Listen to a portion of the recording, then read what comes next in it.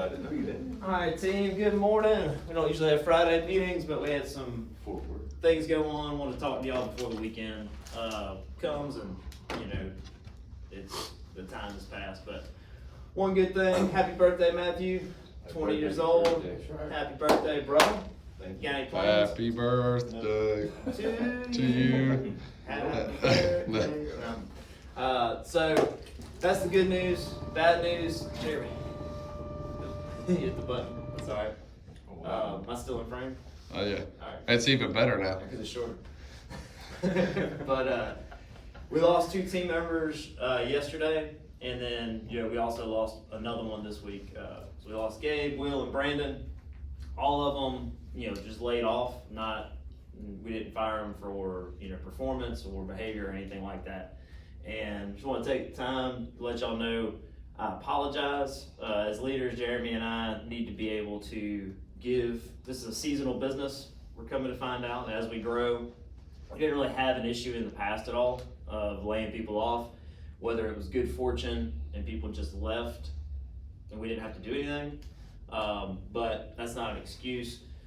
We are going to be able to offer much more of a heads up next year. But unfortunately, we had to let some good team members go.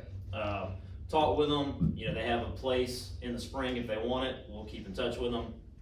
But we definitely didn't want to do that. We did give them a severance pay, as far as a week's pay, and I did find them a good job, a temporary job. So did what I could. Definitely would want them to have a little bit more time.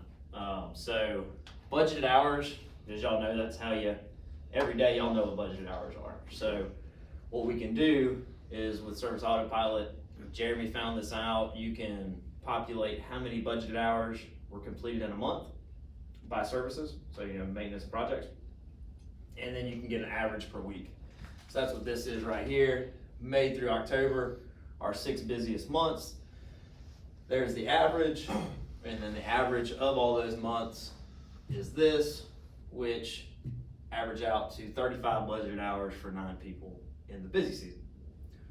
Well, whenever winter services come and there's no more mowing or bed and shrub, it drastically reduces it. So every year we're gonna have to lay off about 40 to 50% of our staff from the busy season.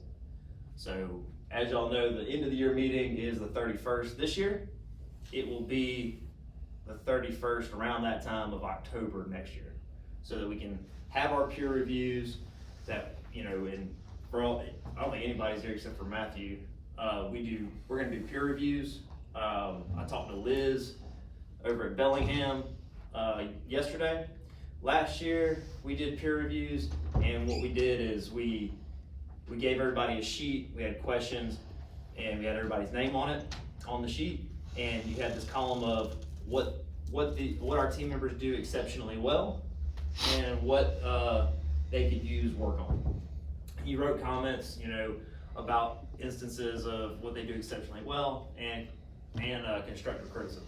Not here to hurt feelings, but just here to be a team and work on one of our values of constantly improving. So we did it last year in front of everybody. We had the sheets ready, took turns going down the list for everybody. This year, talking to Liz, we're gonna do it exactly how Bellingham does it. We, as far as we aspire to be Bellingham. Just give y'all an idea, they did about $1.8 million this year with an average of like 20-something% profit. Definitely good people to look up to, and they've got really great policies. So what they do with their peer reviews, they still do the same thing, but it's all anonymous. And it is done with a software I'll get today. Y'all go online, you got everybody's name, you type in, what your team members do exceptionally well, constructive criticism. It's all anonymous. Jeremy and myself, Jesse will not know anything. Our names are on it too, and that's huge for me. I've had coaches in a lot of aspects of my life: bodybuilding, baseball, tennis, and now I've got Mike Andes as a mentor. And honest feedback as a leader is huge, because most people don't. I don't hear about things until that's just the nature of the beast. But being very honest, is gonna be huge. I think it's gonna be a good exercise, and we're gonna do it this year.